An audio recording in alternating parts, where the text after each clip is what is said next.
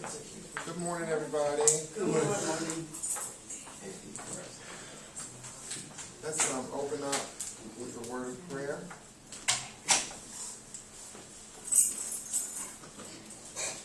Father, we come to thy throne of grace this morning, Lord God. Thank you for another day. Thank you for waking us up this morning. Amen. And setting us on the right path, the right way. We just trust that everything will be done according to your will and purpose today. We pray, Father, that you would speak through me and teach with the lesson that we're in today. And pray for travel mercies for those who are still on their way. And may your will be done. Father, in Jesus' name I pray. Amen. Amen. Well, I'm back from my vacation and I had a wonderful, wonderful time. Amen. And the Lord is good. He is really good. We're in the book of Romans. And I was told we're in chapter 13 now. Start with verse 1. And so I'm going to read chapter 13 and verses 1 through 7. But we're going to concentrate on 1 through 5 as we go through the lesson today. The word says, "Let every soul be subject to the governing authorities, for there is no authority except from God, and the authorities that exist are appointed by God. Therefore, whoever resists the authority resists the ordinance of God, and those who resist will bring judgment on themselves. For rulers are not a terror to good works, but to evil. Do you want to be unafraid of the authority? Do what is good, and you will have praise from the same. For he is God's minister to you for good. But if you do evil, be afraid. For he does not bear the sword in vain. For he is God's minister, an avenger to execute wrath on him who practices evil. Therefore, you must be subject, not only because of wrath, but also for conscience sake. For because of this, you also pay taxes, for they are God's ministers, continuing to this very thing. Render therefore to all their due, taxes to whom taxes are due, customs to whom customs, fear to whom fear, honor to whom honor." So as I read all that, I understand that Paul is trying to get the Christian to understand that we are citizens of heaven, but while we're in this body and on this earth, we are citizens of the government. And verses 1 through 5 talks about to be subject or submissive to authority. We as believers, we are to be submissive. God says, "Let every soul be submissive to governing authorities.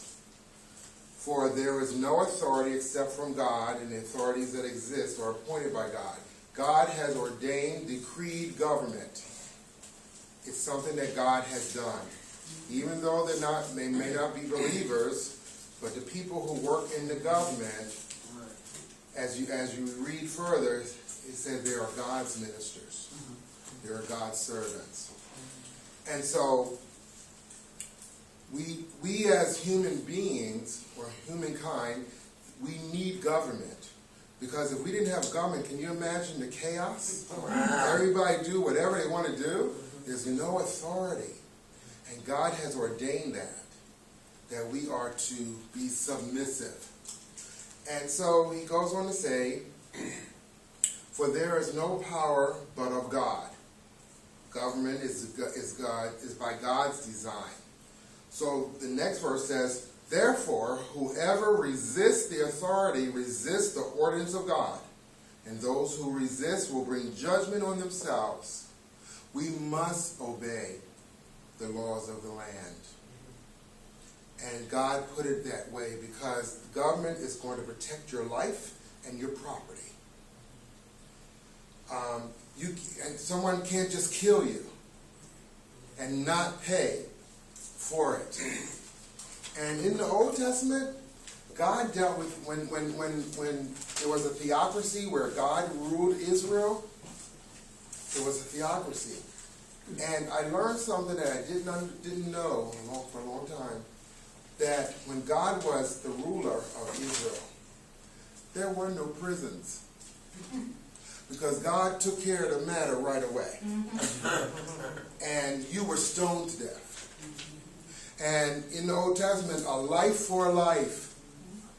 So the person that was killed is gone, and so is the person who killed him. So eventually, you don't have people around that murdered somebody and they still living. Why don't we have that now? That would be, that's interesting, you're right. But I believe that God believes in, what is it, with the most severest death, right? Death. When you're, what is it, corporal punishment? Corporal punishment. That scriptures believe that. Because God says a life for a life. Remember the first murder, Abel and Cain. And Cain slew Abel. And it was the blood on the ground that cried out to God.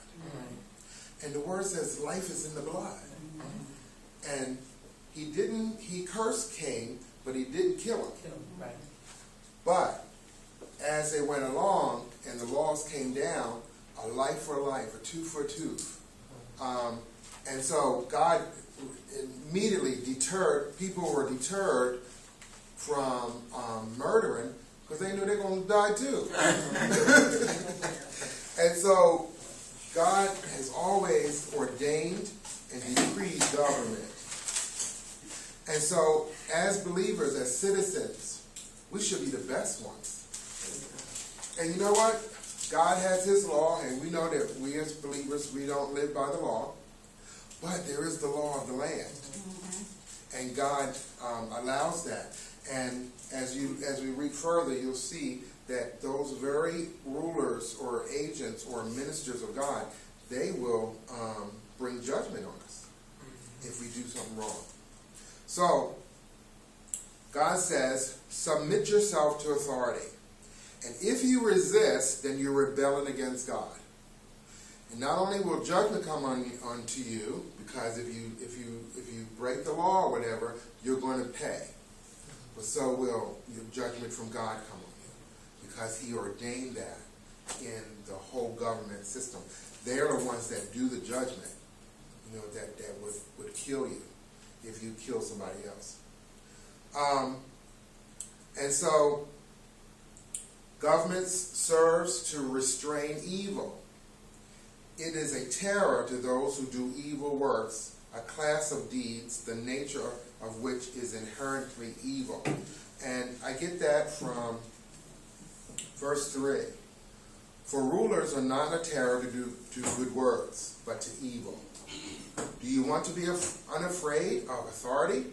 Do what is good, and you will have praise from the same. And so, he's saying, if you don't want to get in trouble, if you don't want the judgment to come on you because you don't do something on the land, he said, then continue doing good. Because the government should honor you and praise you when you do good. We have accolades that the government gives to people. Like they say, this is the day of such and such a person's day.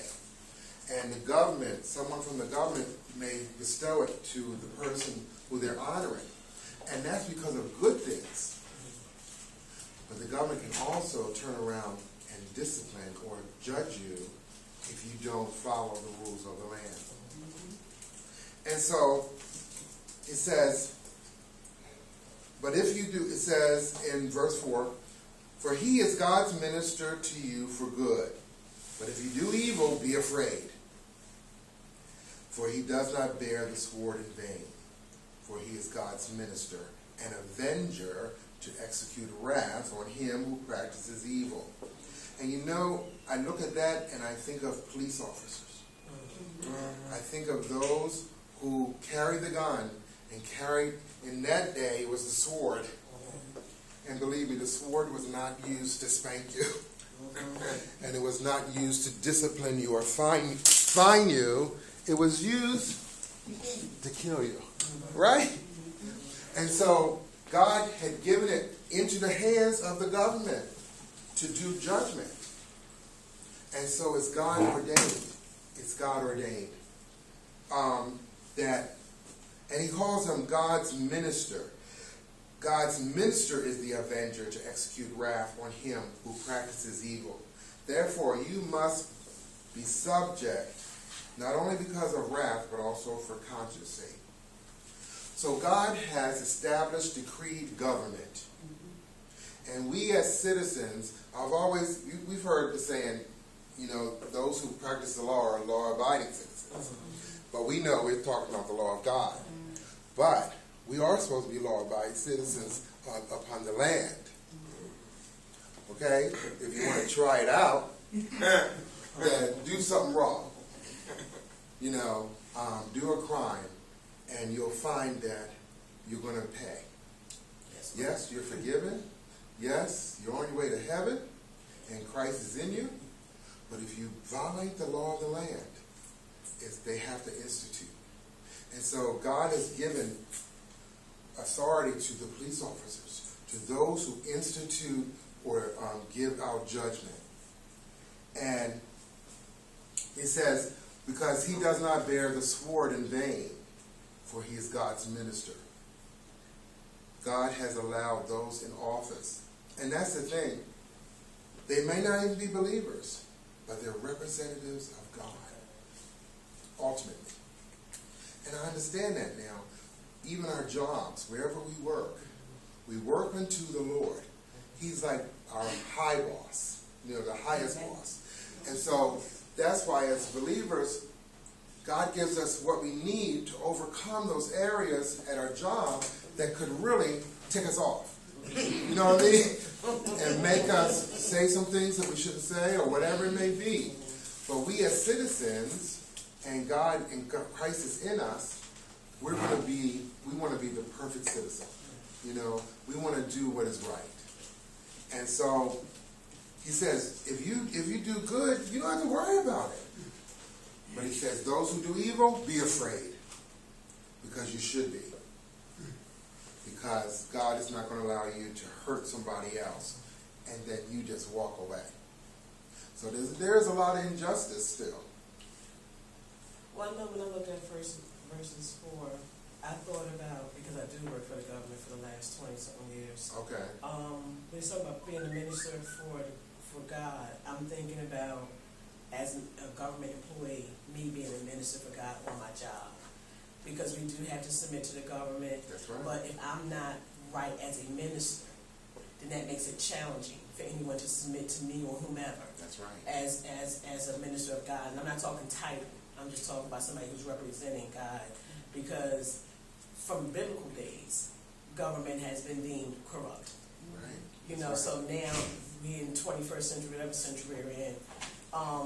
If I, as a minister of God, not title, just a child of His, if I don't represent the good of Him on my job, now make it challenging for anyone to submit to the government.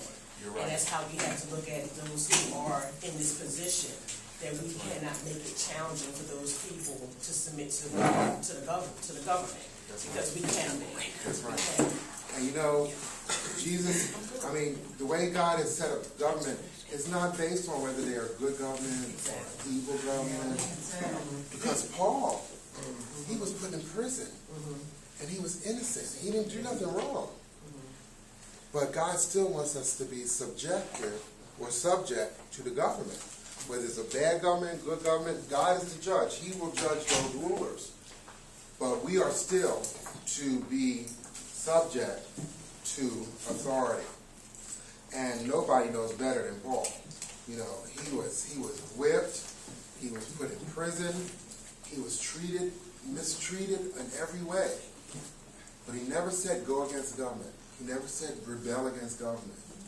Because government is God ordained. Whether you like it or not, we have to subject ourselves to government. And it's for our good. Government is set up so that your life is protected and your property. Nobody can just come in and kill you and think they can get away with it. Or you own property and someone come and just take it from you. That's why government is made, to bring order. And I was saying earlier, can you imagine if we lived in an area where there was no government? Everybody would be doing whatever they want to do, right? So, it says, government serves to restrain evil. It is a terror to those who do evil works, a class of deeds, the nature of which is inherently evil. I think of the story of Adam and Eve, the tree of the knowledge of good and evil. In man, they have the knowledge of good and evil, whether they believe it or not. They know what is good. They know what is evil. And that was given to us, unfortunately, from Adam and Eve, when their eyes were open and they knew good and evil. Every person born in the world grows up and knows good and evil, begins to know good and evil. And so it's innate. It's innate in our nature when we are born and when we grow up. Usually someone has to tell us what not to do than to tell us what we should do. We automatically do good things. But when we do the bad things, maybe we didn't know that was bad, or something like that. But what I'm trying to say is that everyone in themselves have a good and know good and evil. And it was from the fall of Adam and Eve. And that's called natural revelation. That's called common grace, where it rains on the just as well as the unjust. So, right from Adam and Eve, the knowledge of good and evil is there. So man knows that there's a sense of good and evil. Government also serves to promote good, the servant of God to thee for good. Do you realize that the President of the United States is a servant of God? The senators, the assemblymen, the justices, all the way down to the states, the mayors, the people who function at the city level of God. And these people may not be believers, but they do represent God. They are his ministers. Rulers are empowered by God to inflict the severest punishment. If you do what is evil, be afraid, the word says. Why? For he bears the sword for nothing. He bears the sword for nothing. For he is a servant of God and the avenger to execute wrath on him that doeth evil. So, and here it speaks about the sword. And that minister, and I think, like I said earlier, I think that is police officers. People who have the right to kill you if you kill somebody else or if you try to cause harm to them or citizens. God gave them that right to put judgment. And so, and that's why it says, for he bears the sword, he doesn't bear the sword for nothing, for he is the servant of God and avenger to execute wrath on him that doeth evil. And when you think of sword, it's not there to spank you. It's not there to fine you. It's there to kill you. And God gives the authority to the police officers, to anyone who has that authority to take someone's life because of evil. Yeah. I know that the devil can only be one place at one time and God is all over. But sometimes it just seems like, but it's not really, that with this situation, I got very upset when they found that lady hung in that jail. And it's just so much of this going on. It kind of just makes you like, am I living in a world where it's that the government and the people that's this stuff with supremacists on the police force and blah blah. I mean, how much percentage of this of all the good? Because it seems like it's just getting rampant, and it seems like, what do they call it, a revolution? Mm-hmm. I be feeling like breaking out. You know what I'm saying? So I mean, what do you do when you? I pray when I feel like that, but it's just so real. What do? You just continue trusting God. Trust God. But you remain submissive to the government. Because that's God. God is the one that created it or decreed it. So he's allowing it. He's allowing it. I know he's not doing it. Right. So if he's allowing it, I have to say to myself, everything for the bad turn around for the good. Right. And like I said, you think of Paul, the Apostle Paul. The government was not very good to him.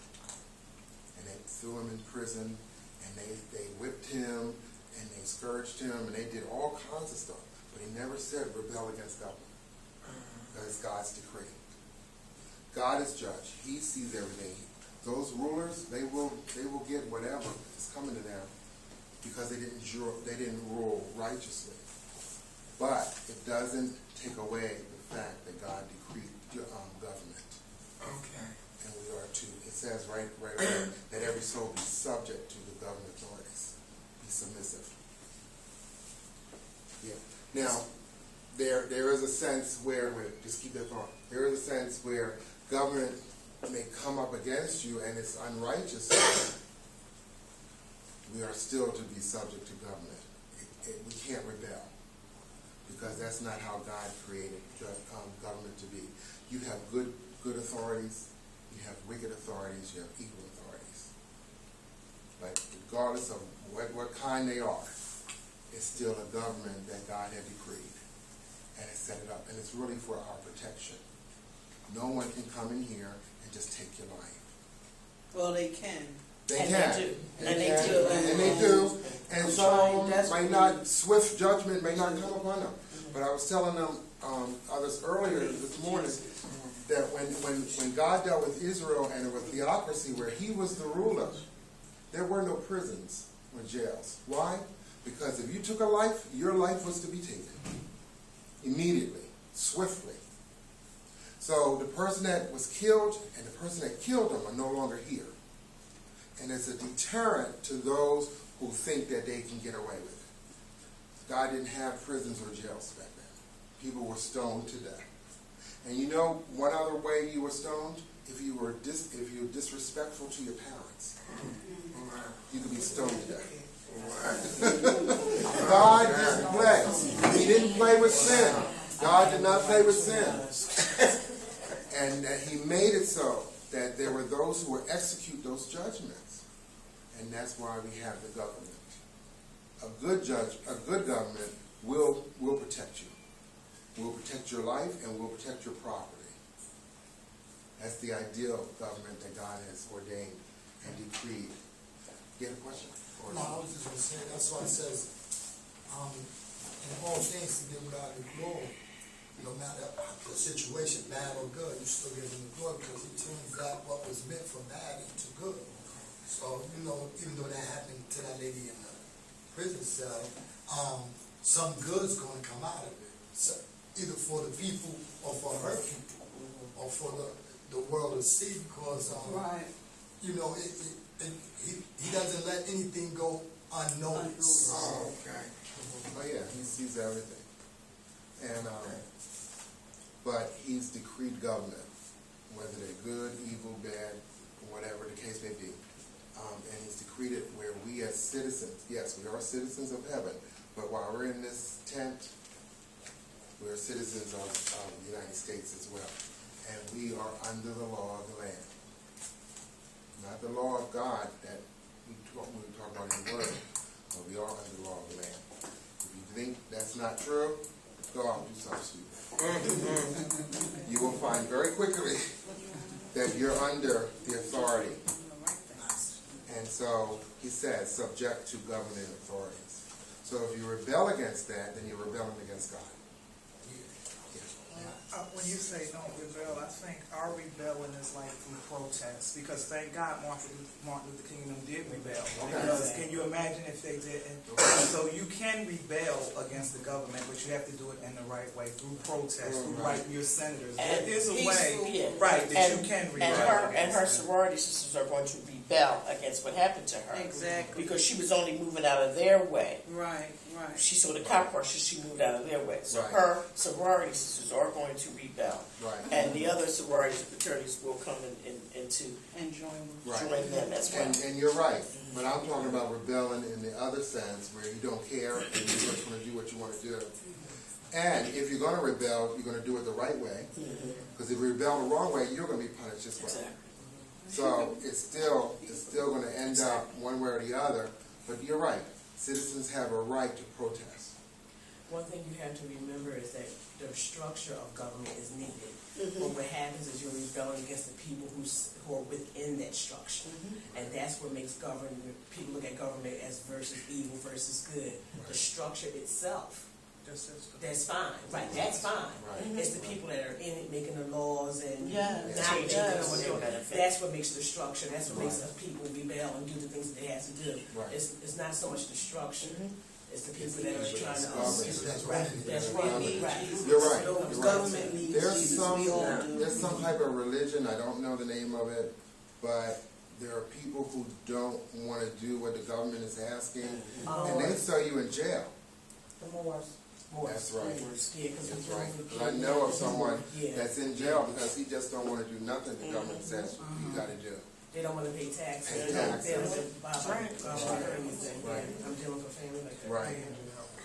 And in verse 7 it does say, render therefore to all their dues, taxes to whom taxes are due, customs to whom customs, fear to whom fear, honor to whom honor. If you don't pay your taxes, they'll throw you in jail before you, even before the protest. Okay, all right. So, in Genesis 9:6, the word says, whoso sheddeth man's blood, by man shall his blood be shed. For in the image of God made he man. In other words, man is so sacred, having been made in the image of God, that if you take the life of a man, you forfeit your own life. Without pity, without partiality, and speedily, that should be carried out by government. This was in the Old Testament. God did not play. So they had they didn't have a very high crime rate and not too many murders because God dealt with it swiftly.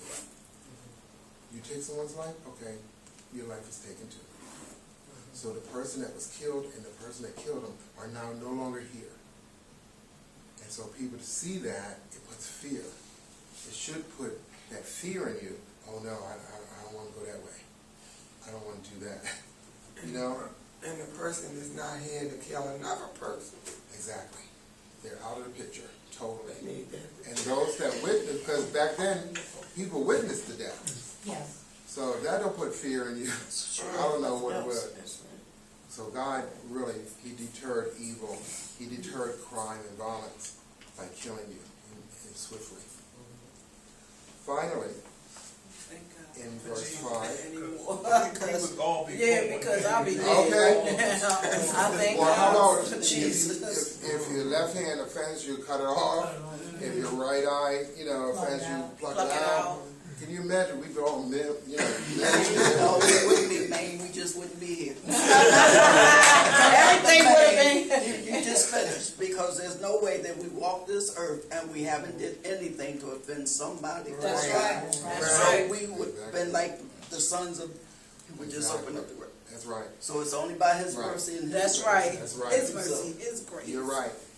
But if you violate the law of the land, you're going to pay. You're going to be executed. That's Well, right. Okay. That's where that favor come in. Okay. All right. Yesterday, Yesterday I got pulled over by the police. Okay, I was driving and I rolled on the shoulder. I was wrong. I rolled on the shoulder and I made the turn. It was a cop right at the light. So okay, he saw me. He pulled me over. I told my husband, "Don't you say a word, because I don't want nothing to happen to him." Right. But I was like, don't you say a word. I'll handle it. As soon as he came, I gave him my driver's license, registration, and my card from. I ain't gonna say the name because we was on tape, but and gave him my police card, and they asked who it was, and I was like, "That's my head deacon of the church, so y'all know who." So, and he was like, "Okay, have a nice day." I said, "I know what I did." He didn't give me no ticket or nothing, and he let me go.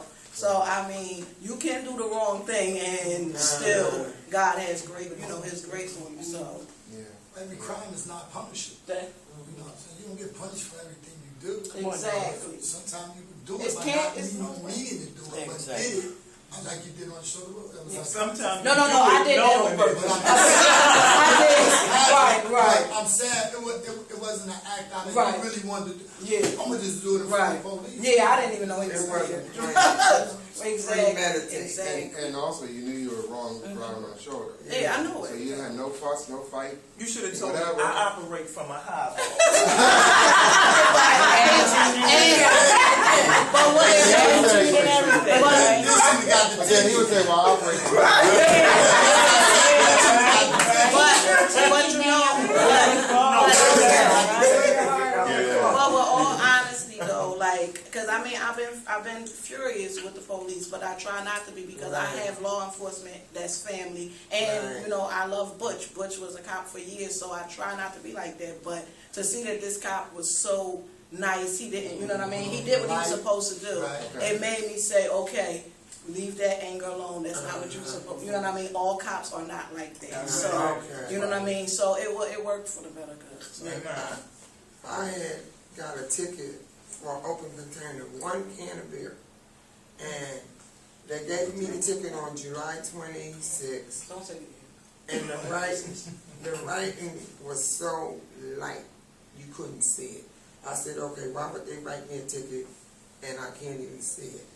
That Monday, I went down to the safety building. The lady made me a printout. Then I could see my court date. So when I got in court, the judge said, Miss Lee, I said, I'm guilty. He said, all right, Miss Lee, this is your first time. He said, normally it would be $106. He said, but you just paid the court fee, $10. I said, thank you. He said, you can't be out there in the public with an open container. You got kids out there. We got tourists that, come in town, blah, blah, blah. And I acted like the sweetest thing to me. And I said, thank you. It has a way of I don't want humbling to you. know that. It has a But way of God was humbling you. good because I couldn't afford no money. The ticket was due on the 30th. It's due on the 30th, the end of this month. I've been took that $10 down there. Oh, it was Never $10? know what can happen. You $10? $10 just Oh, a you month. were lucky. Bless. Yeah. Well, yeah, bless. Laugh. Okay, because I've got some tickets and then $10. I'll be like, man, okay. Finally, we are to submit to the government for conscience sake. Verse 5 says, wherefore you must needs be subject. Now, we're back to the key idea of verse 1. We are to submit ourselves to government.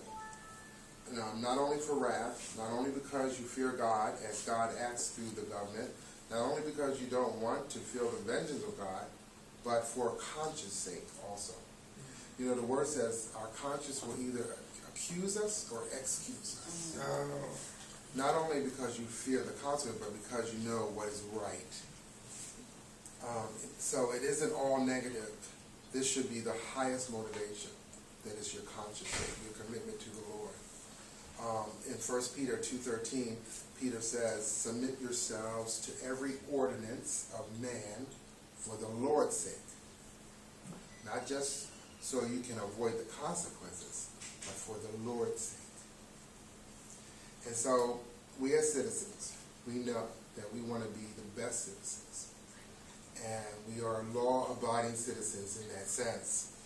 We do abide by the law of the land. And as soon as I said that, you're like, wow. you abide by the law of the land. And if you don't think so, then go ahead and do whatever you want to do, and the law will come after you. I'm going to read the Message Bible for those verses that we just read in the New King James Version. And it says everything that I just said, but it brings it home a little bit more understandable. This is, be a good citizen. All governments are under God. Insofar as there is peace and order, it's God's order. So live responsibly as a citizen. If you're irresponsible to the state, then you're irresponsible with God. And God will hold you responsible. Duly constituted authorities are only a threat if you're trying to get by with something. Decent citizens should have nothing to fear. Do you want to be on good terms with the government? Be a responsible citizen and you'll get on just fine. The government working to your advantage. But if you're breaking the rules right and left, watch out. The police aren't there just to be admired in their uniforms. God also has an interest in keeping order, and he uses them to do it. That's why you must live responsibly, not just to avoid punishment, but also because it is the right way to live. That's also why you pay taxes. So that an orderly way of life can be maintained. Fulfill your obligations as a citizen. Pay your taxes. Pay your bills. Respect your leaders.